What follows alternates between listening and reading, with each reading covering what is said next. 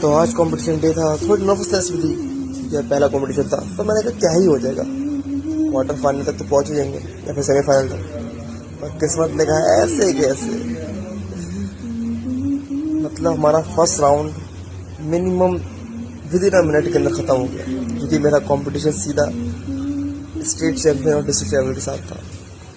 और उसने ने फिर हमें जो खिलाया है कि मतलब हमने वो पॉइंट भी दे दिए जो हमारे ही थे,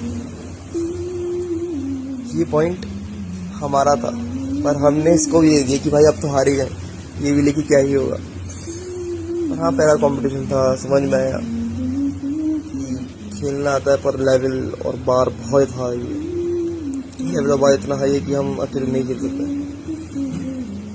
बिना ट्रेनिंग के। तो बस हार क्या गए, बेस्ट ऑफ 3 जो था 5 मिनट के अंदर ख़त्म हो गया।